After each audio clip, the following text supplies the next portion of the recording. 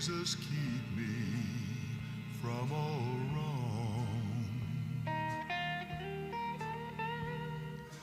I'll be satisfied as long as I walk. Let me walk close to Thee. Just a closer walk with Thee. Just a closer walk with Thee. Granted, Jesus is my creed. Testing 1, 2. We got green, we got blue, and we got red. Close to Thee. Just a closer walk with Thee. Let it be, dear Lord. Let it be.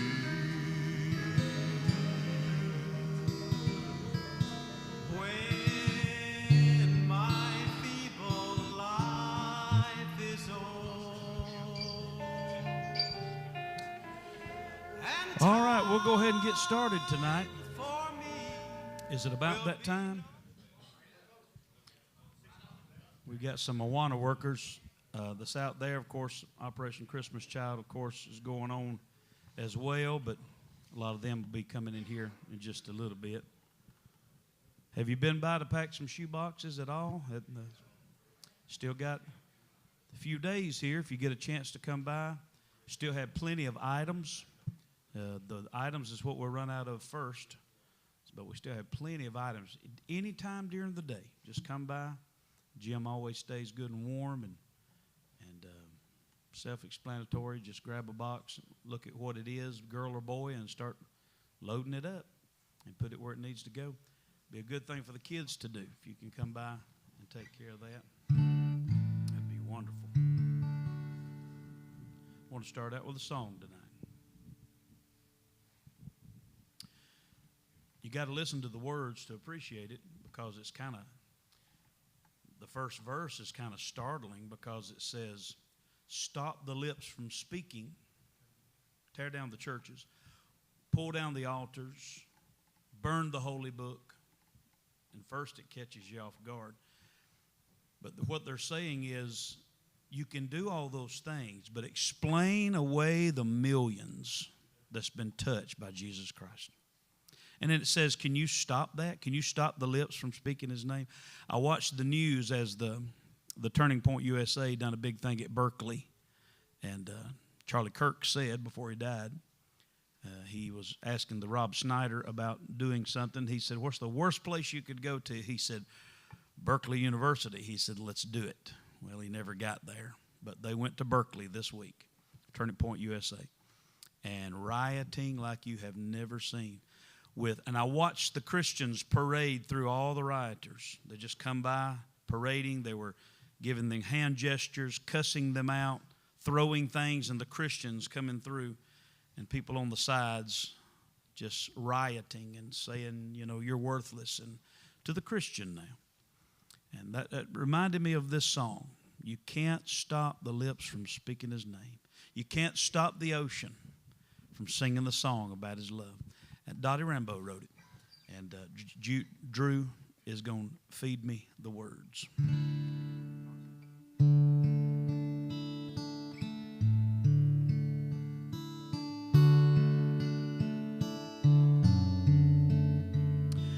Tear down the churches, pull down the altars. You can burn that holy book that's been signed with His blood. Declare that He never lived to never die, to rise again. Oh, but what about those millions who've been touched with His love? Can you stop the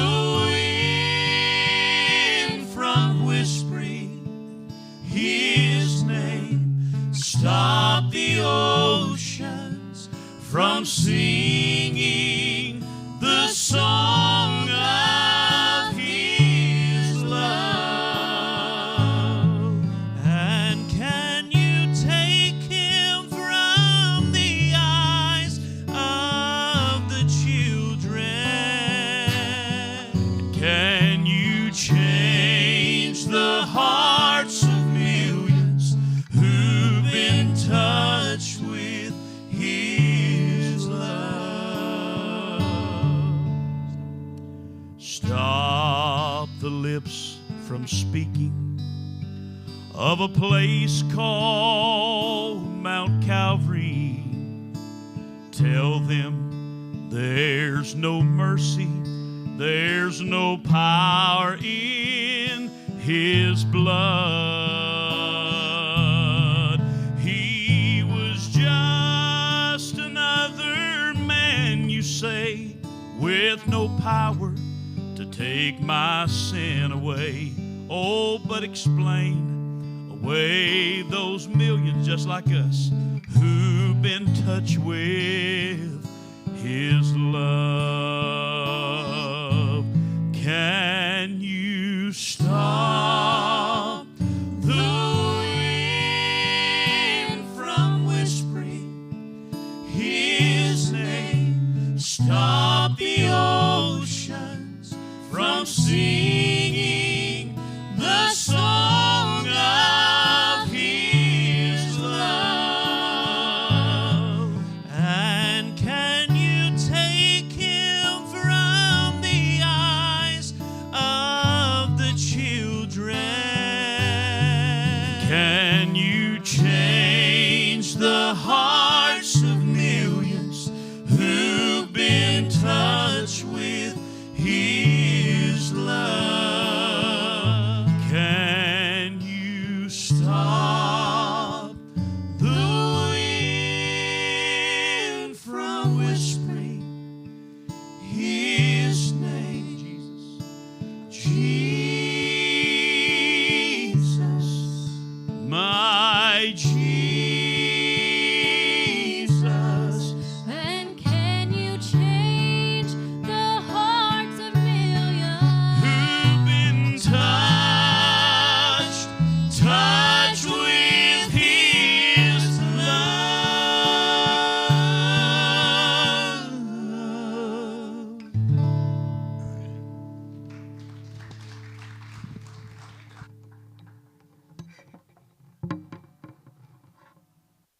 It's a little higher than I remembered. Yep. Love them good old songs. Them are 70s songs that Dottie Rambo wrote. If you want to turn with me, I'm going to Matthew 15. Matthew 15. We do have some prayer requests I want to give you tonight before we get too deep. We've got Miss Melissa Corneliuson and Jake. They're, I guess, still in the hospital, aren't they, Jess, as we know? Okay. This is twice they've made an attempt to put this port in. Her port's not working for dialysis. And real discouraged right now, not able to do dialysis. Port's not working, trying to find a location, and it's just caving in on them. And they're really, really down right now. And when it happens, it don't just bring Melissa down, it brings the whole family down because they're a close family. You know how that works. And so pray for them. Pray for them as they go through this difficult time. Any more prayer requests you'd like to mention tonight? Good to see old Peanut back. I told him he was the only man that can break his neck twice that I know of and live to tell about it. But there he is. He had another fall and messed his neck up again. He's waiting for the doctor to tell him what to do and might have to do surgery again. So be praying for him. Anybody else have a prayer request? Pray for Denton home tonight. Continue to pray for Teresa.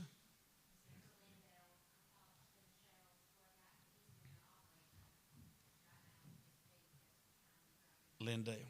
Okay, Lindale's in the operating room right now, having surgery, so pray for him. Russell went to the doctor, and the doctor said amputation will be the last thing on our minds. They're trying to put something on his legs to stimulate his nerves to start working again. So they're doing something besides that, besides amputation. So trying to do something to help. My cousin, it's a cousin that's is distant to me. I haven't seen him in years, but this is my mother's side. This is my mother's brother. her son, be my mother's nephew, my first cousin, my second cousin, something like that. Had a bad motorcycle accident in Savannah and really wasn't expecting him to live. But he has somehow turned around, pulled him off the vent. He's got 2 broke legs. All of his ribs are broke on the left side. He went through a barbed wire fence. It cut his jugular. If it had not been for somebody standing by, just somebody to come up and real quickly, he'd have bled to death right there. But they got the blood slowed down to the ambulance could get there and sewed him up on the spot. Broke his back in 2 places. He's got a long road to go. But do pray for them. His name is Robbie Sheffield. That's my mother's maiden name, Robbie Sheffield. His family lives around the Eufaula, Dothan, Gaines, Georgia. Let's remember, Alabama, Fort Gaines. Remember them if you would. Is there anything else we need to mention?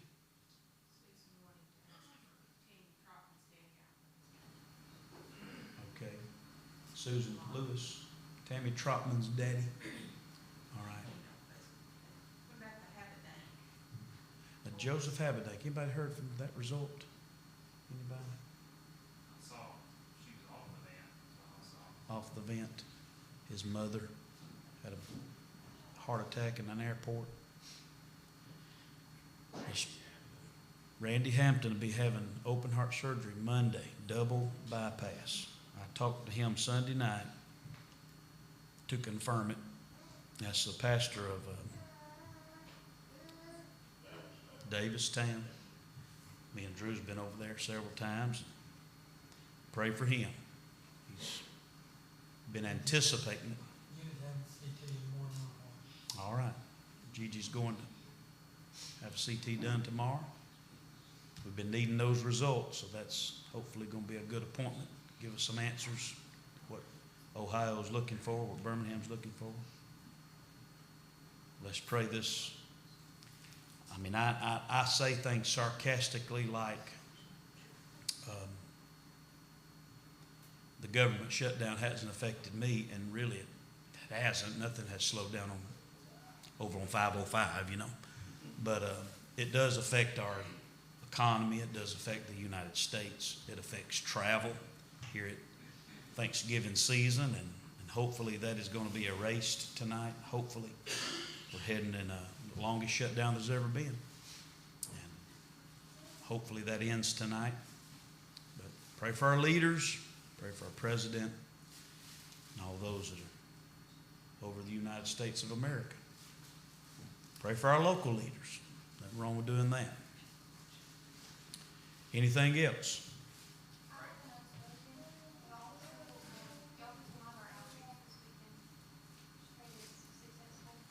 All right.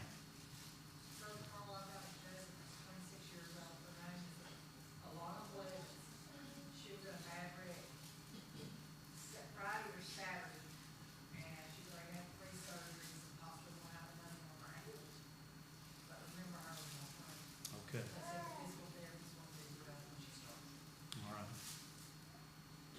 I go to Birmingham tomorrow to the spine doctor. First time I've ever really laid eyes on him. But he's going to talk to me about what's next. I would say I'm 60% better, but I still have some. I sleep good, and if I can ever get down, I sleep good. But boy, when I get up, as soon as I sit up on the edge of the bed, this whole arm goes numb and starts tingling. So something's happening. I don't know what it is. Could be my shoulder. We're trying to eliminate and find out what it is. I know I have 3 tears over here, but he's trying to go down my spine with these shots and see if he can hit the right spot. Gave me some months. So I don't know what he's going to do tomorrow. I could be in a massive surgery before midnight. Y'all pray for me. I get nervous about that kind of stuff. So 12:30 tomorrow I'll be with him. Pray for me if you would. Anything else? Remember the Mullins family. I've been requesting prayer past New York Eastern Initiative.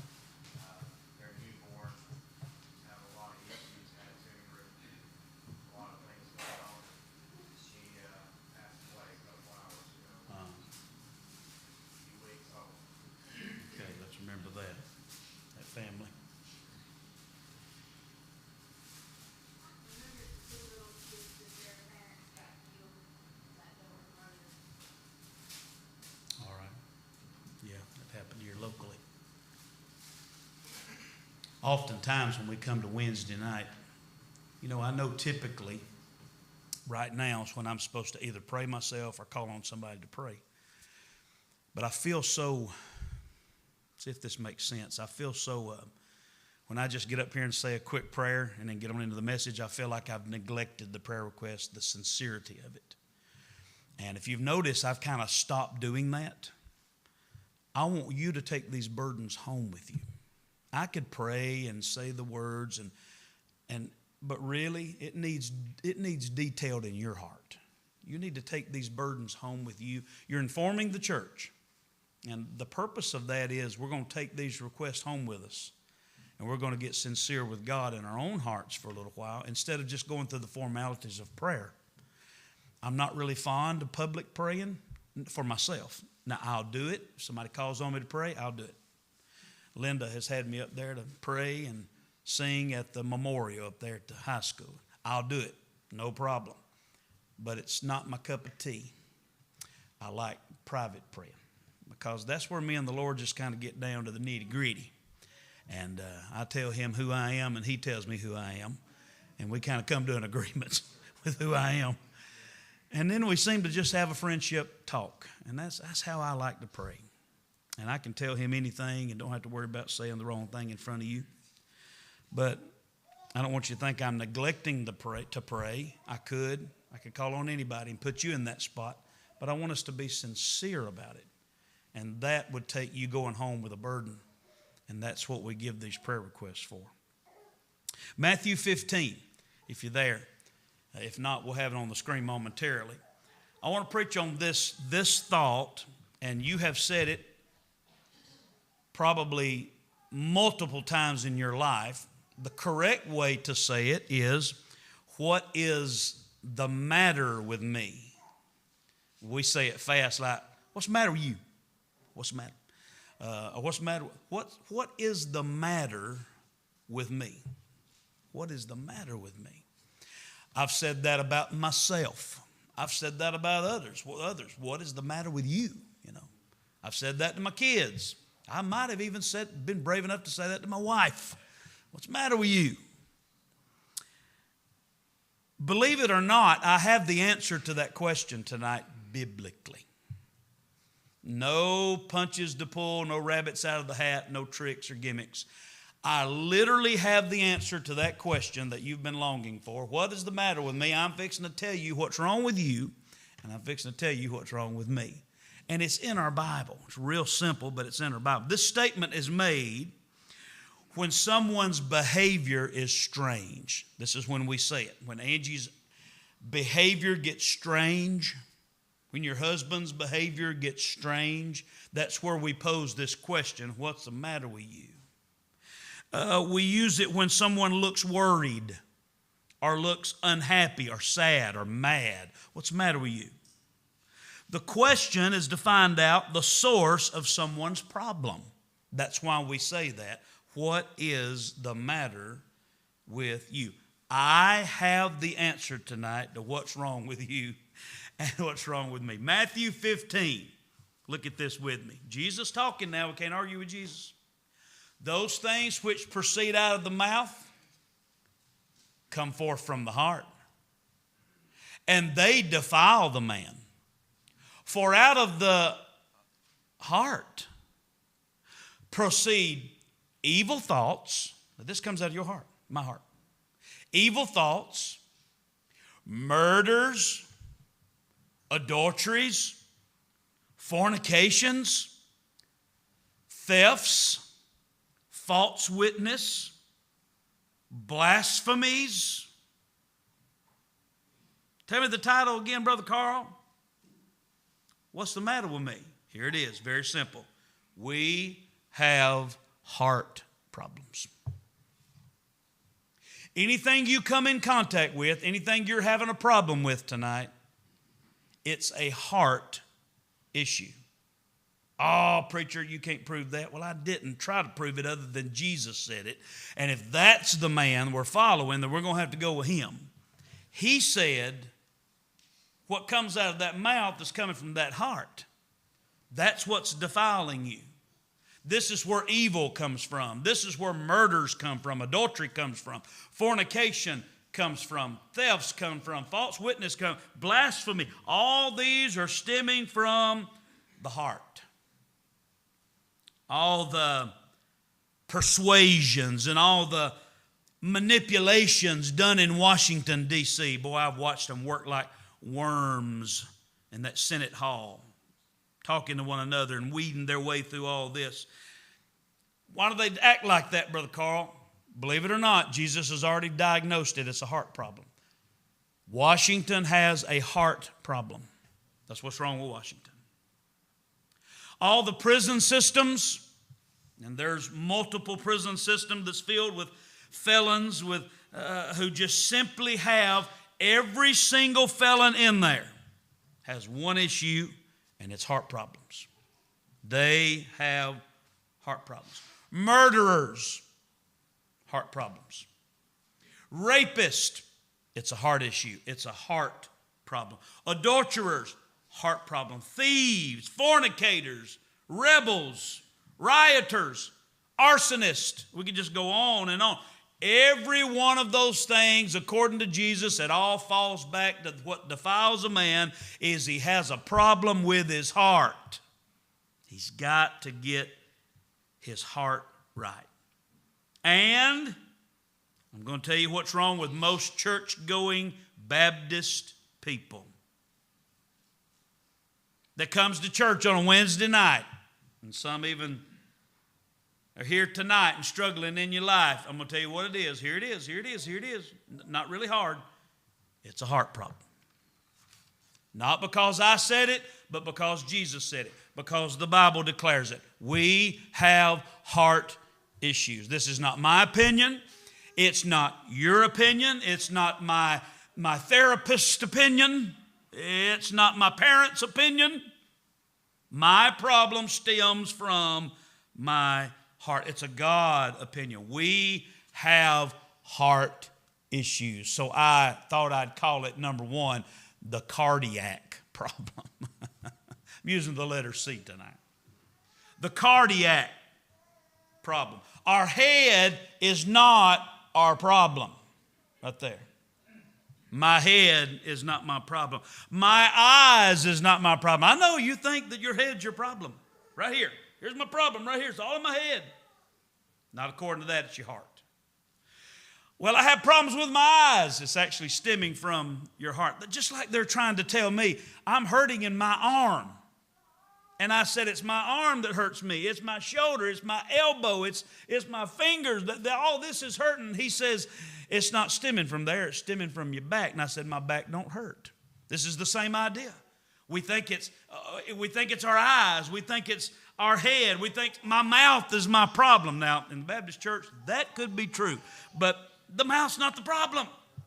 Well, the attitude, it might be my problem. No, it's not. It's not where it stems from. It stems from this thing called the heart. We have a cardiac problem. Jesus said all these stem from the heart. The heart, here's how one man said it, the heart of the problem is the heart. The heart of the problem is the heart. The heart of our problems is the problem of our hearts. Our hearts are not right. Our prayer tonight, whether you pray privately or pray on an altar or pray when you get home, our prayer tonight needs to be, with this picture relating to what I'm about to say, here's my heart, Lord. Here's my heart. Show us that picture, John, I gave. Here's my heart, Lord. You know more than enough. You are more than enough.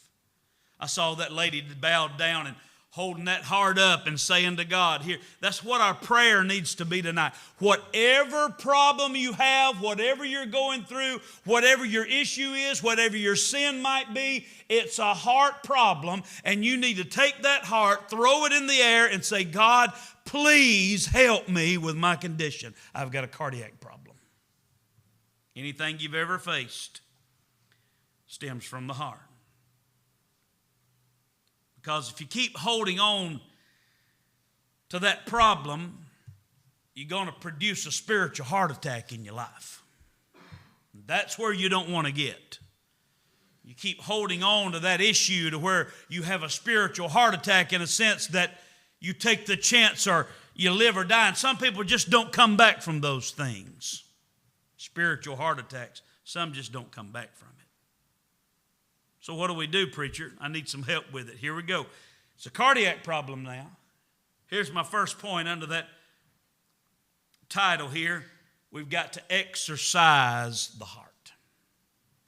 Is that not what our cardiologist tells us to do?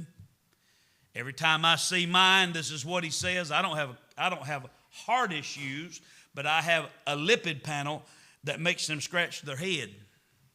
So I see a cardiologist to help me with my lipids. Got too much fat in my blood. And every time I go to him, he always tells me the same thing. Diet and exercise. Diet and exercise. Two of the hardest things my body's ever done in its life. Diet and exercise. I can exercise, I guess. I feel like I exercise. I feel like I get my heart going pretty good. I can go, me and Angie sometimes will go doing 2 or 3 miles, 4 miles. I can do that. But boy, when I sit down at the table, I don't want to eat no rabbit food. Somebody help me. And ain't nothing good that's not fried. Is anybody else out there? Crew, just give me an amen whether God's in it or not. Thank you. That's right. Got to exercise the heart. I got a spiritual issue, Brother Carl. I'm decaying here. I don't know if I'm ever going to make it. You've got to exercise that heart. Here's what Proverbs tells us. Proverbs 6. Watch what it says. My son, keep thy father's commandment and forsake not the law of thy mother. Bind them continually. That law, the word, upon thine heart. And tie them about thy neck. When thou goest, it shall lead thee. When thou sleepest, it shall keep thee. When thou awakest, it shall talk with thee. For the commandment is a lamp, and the law is light, and reproofs of instruction of the way of life. Where does this all come from, Brother Carl? By hanging them on your heart. You've got to exercise that heart with the Word of God. How do I do it, preacher? You got to attend. And I'm glad you're here tonight. This is not a point to preach to a Wednesday night crowd.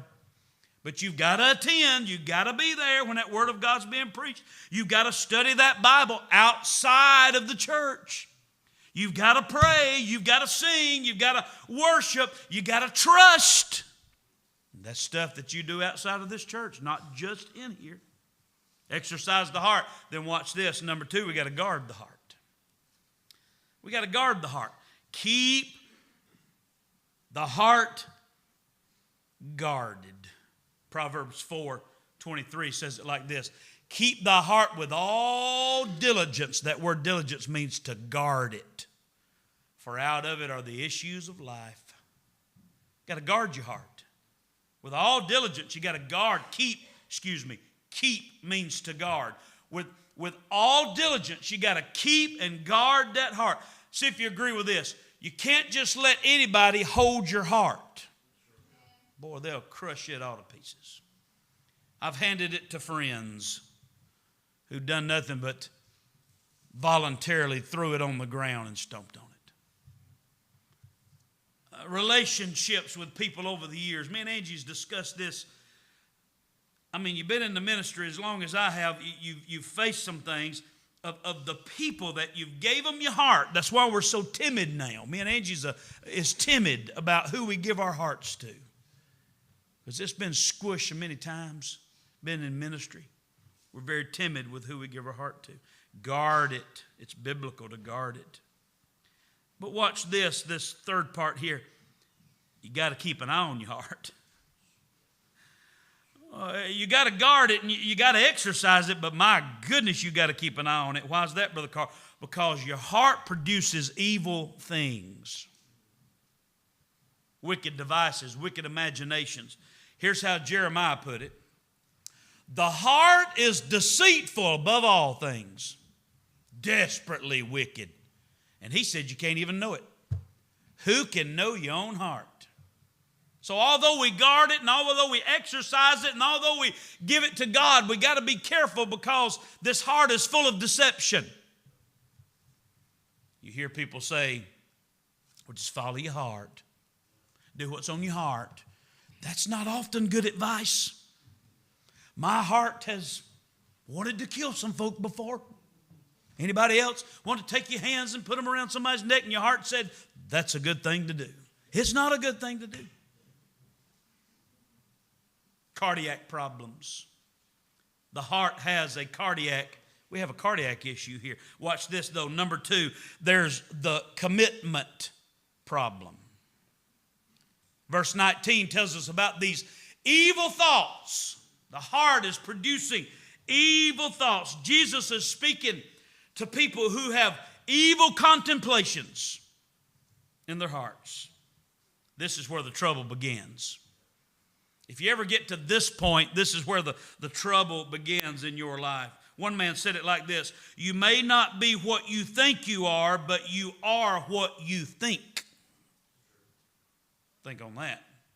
You may not be what you think you are, but you are what you think. That is so true. As a man thinketh in his heart, so is he, the Bible said. We commit our hearts. If you're not careful, you'll commit your heart to evil thoughts. Now listen, this is getting a little borderline and a mixed crowd, but let me just say it. I'm trying to keep it as tactful as I can. There's a difference, men, listen to me. You don't have to say amen if you feel guilty. There's a difference of looking at a woman with your eyes and undressing a woman with your eyes. I tried to say that as tactfully as I could. There's a difference. You see, there's a boundary you can cross over. There's a place you can get to where you lose your train of thought. Your heart is kicked out the door. I mean, to look at a woman is natural to do, and that's okay to do. But when those eyes begin to go further and that mind begins to take you off into left field, it becomes a commitment problem. Where's all that stemming from, preacher? The heart. It's down in that heart. It is.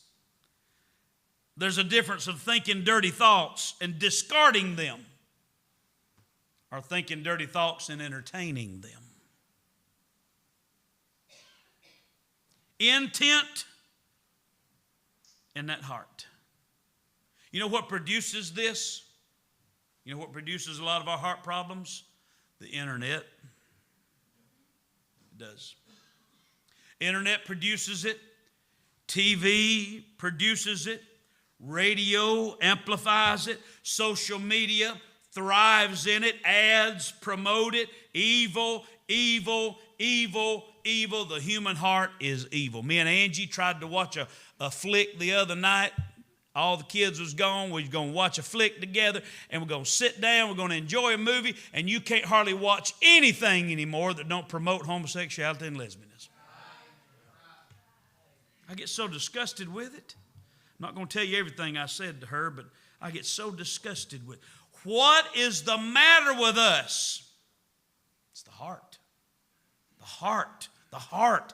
We have a heart problem. I hate to admit this to you, and I probably shouldn't even tell you. Your preacher's not a perfect man. I know. I'm sorry. I shouldn't have told y'all that. Y'all had me up here, and I just floored you, didn't I? I wondered why. When I went and had my last procedure done, I wondered why that woman, when I left, called me the potty mouth preacher. That's what she said. She did it. Yep, she said, there's a potty mouth preacher. I said, what'd she call me that? Evidently, when I woke up, I didn't quote Bible verses. I don't know. I don't know. I don't know. The heart. There it is. That's my point. That's why I told you that. My wife's shaking her head, and Drew's up here saying, don't tell that, don't tell that, don't tell that. But it happened. I don't know what I said. I don't know. Well, I do know what I said, but anyways, we're not going to get into that. Something's in me. Something's happening. Something. Am I saved? Yes. Am I the pastor? Do I study? Do I read? Am I a man of God? Yes. But something's in me that didn't get saved. And it's coming out. What is it, preacher? There's a heart in there. There's a flesh in there. There's something going on in there that I don't really know exists, but it does come out occasionally and says some things that it don't need to say. What's the matter with me? It's my heart. There's a commitment problem. Watch this, number 3. There is a corruption problem. This is where you don't want to get. Because watch where these evil thoughts lead. Murder. Is that what it said? Murder. You mean there's murderers in here? There's enough in you that can murder. Adultery. This is where it leads now. Fornication. You look up the word fornication. Here's what you get. Porneia. Porneia with a little hyphen above the I. Porneia. That's where we get our word. Pornography. Fornication. Sexual sins. This is what it leads to. Thievery. How about that? And watch this. False witness. He even throw that in there. You know what a false witness is? It's an untrue testimony or a false statement that's been made to profit themselves. That's what a false witness is. They really don't know that it happened. They don't have evidence that it happened, but it sounded good enough, so they just said it and accused you of things maybe you just didn't do. Lying about another. And almost every time, listen, you don't hear this word often. Almost every time, false witness stems from misunderstandings. More church splits come from simple misunderstandings than any. More friendships have been erased from misunderstandings. More marriages have been split right down the middle from them just simply not understanding one another. More pastors have had to resign because of misunderstandings. More evil has been committed because of misunderstandings. The greatest distance that will ever happen between two people is a misunderstanding. It's like prison bars. Just a small misunderstanding can show you how a person really feels about you. Go ahead. Make a mistake. You'll find out real quick how they feel about you. You'll find out who your friends are. Misunderstandings. Listen. Mitchell, you probably know this. Y'all men has faced a lot of this stuff. You can't explain yourself to people who are committed to misunderstanding you. If they have committed to misunderstanding you, save your breath. They're not going to listen to you. If they've committed themselves to do that, you can't explain away yourself to people who are committed to misunderstanding you. So don't try.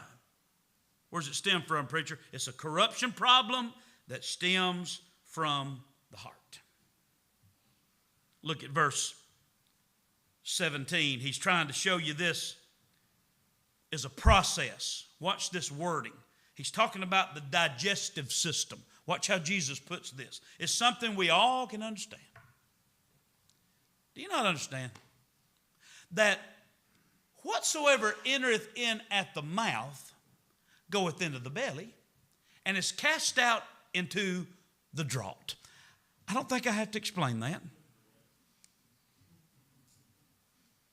It just simply is giving us the digestive process. Jesus is using it as an example because it's so elementary. Everybody does it from children to adults, some more often than others. I guess the best way to say it, what comes in, it's a coming out. It's coming out.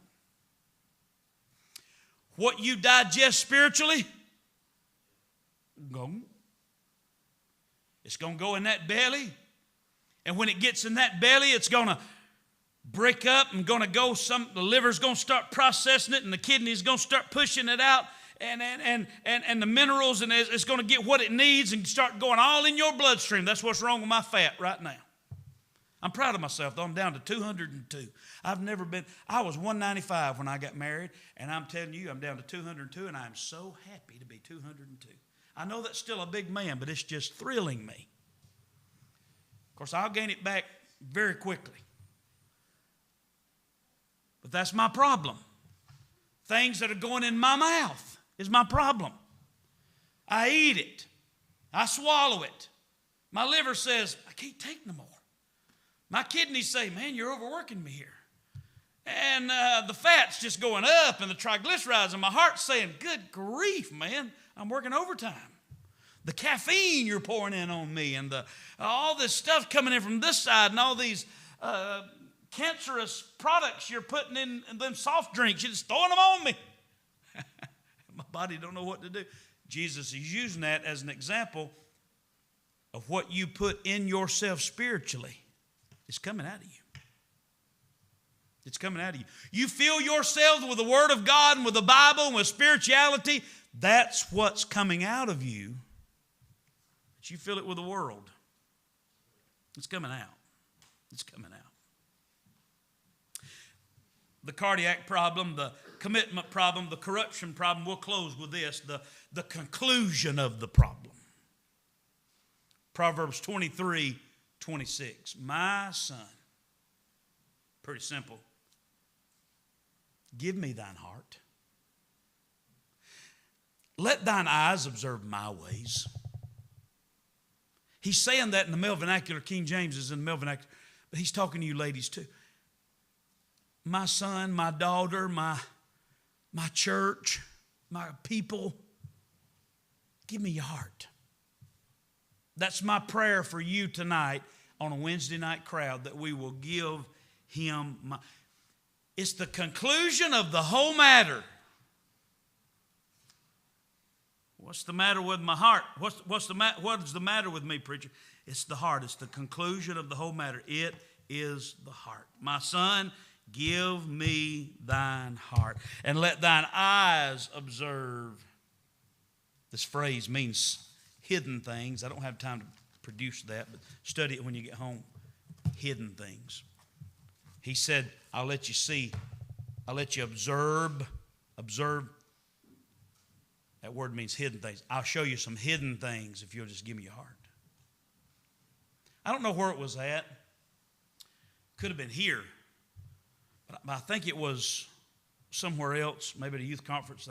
They did a skit to where this young boy come out and he was holding his heart in his hand. Or not at that time. When he walked out, he was looking around and waving at people, and then he pretended like he grabbed his heart out of his chest and he pulled it out. And the man with the mic was going, and the boy was acting it out. He had his heart in his hands. And then along came a group of friends that was drinking and partying, and they were just putting their arms around him. He's sitting there holding his heart, and one of them grabbed his heart and threw his arms around him. The heart's still beating now. Boom, boom, boom, boom, boom, boom. And finally the friend threw his heart on the ground, and the guy with the microphone went. The boy went over there and grabbed his heart off the floor, and the friends ran off, and he was going, and it went, and he held it again. And then a girl, pretty girl, walked out. And it was kind of funny. When she walked out, the heart went, and he was acting it out. It was real neat. And that girl come over there and put her arms, and his heart was beating fast, and he was giving her the goo-goo eyes, and she was giving the eyes, and I love you signals, and that heart was a-beating, and she took the heart out. And she was loving it and caressing it and kissing it. And then she threw it on the ground, and the heartbeat stopped again. And they went through this with different scenes of people damaging my heart. And it finally got to the point to where once someone threw it on the ground and it went boom. And he tried to get it to start again and it wouldn't. And he'd blow on it. It wouldn't start again. And he went over and sat in the corner and took the remainder of his heart and just sat there.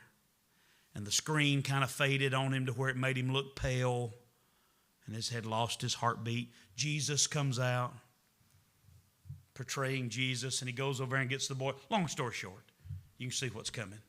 Goes over and gets the boy's heart, and he takes it and he blows in it and hands the boy back to the heart. And then at the end, the boy bows at Jesus and he hands Jesus the heart. That was going through my mind the entire time I studied this message.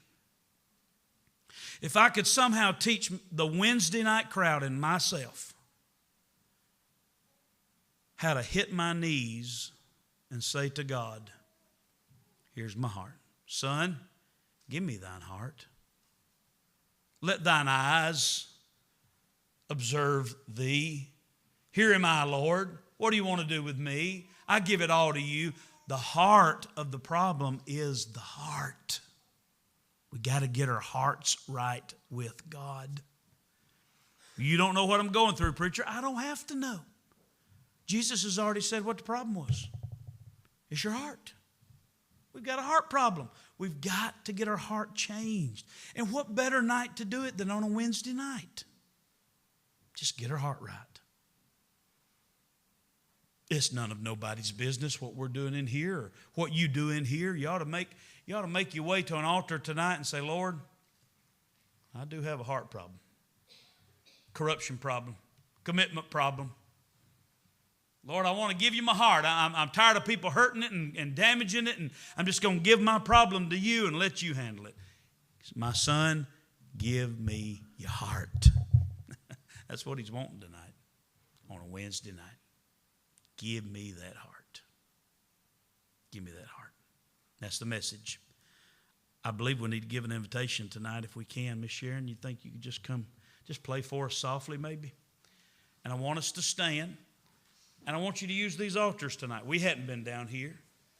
But men and women alike, I want you to come down here and talk to the Lord about these things. About the heart. God, help me with my heart. God, give me a desire to change my heart.